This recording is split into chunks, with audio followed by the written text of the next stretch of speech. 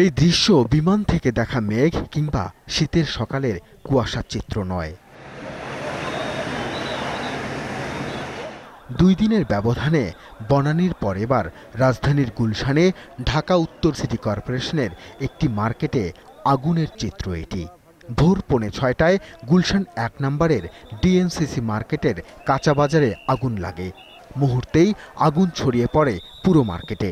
পুড়ে ছাই হয়ে যায় মার্কেটের 3 শতাধিক দোকান।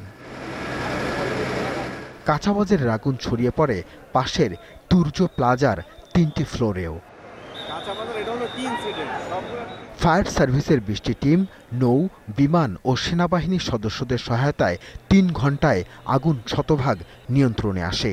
কিভাবে আগুনের সূত্রপাত তা জানতে 5 সদস্যের কমিটিও করা হয়েছে।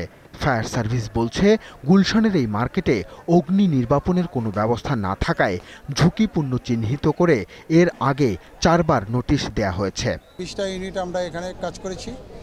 আমরা 5 সদস্যের এখানে একটা বোর্ড গঠন করেছি, যেটা 7 কার্য দিবসের ভিতরে এখানে রিপোর্ট দেবে।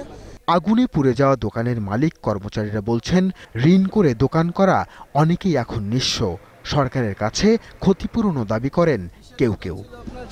চকলেটের আমার ভাতিজা আছে, চকলেটের দোকান, চকলেট অনেক টাকা ঋণ করে আবার দোকান ঠিক করছে, আবার করছে, কিন্তু ক্ষতিগ্রস্ত ব্যবসায়ী তাদেরকে ক্ষতিপূরণের ব্যবস্থা করা হয়। ঘটনাস্থলে আসেন গৃহায়ন ও গণপূর্ত মন্ত্রী সম রেজাউল করিম।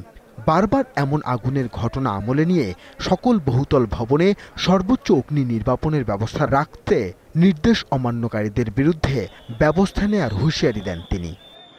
দ্রুত গতিতে নেমে যাওয়ার সিঁড়ির ব্যবস্থা না থেকে থাকে সকল ব্যবস্থাকে আমরা রোববার থেকে রাজুকের পক্ষ থেকে আমরা ইন্সপেকশন শুরু করব।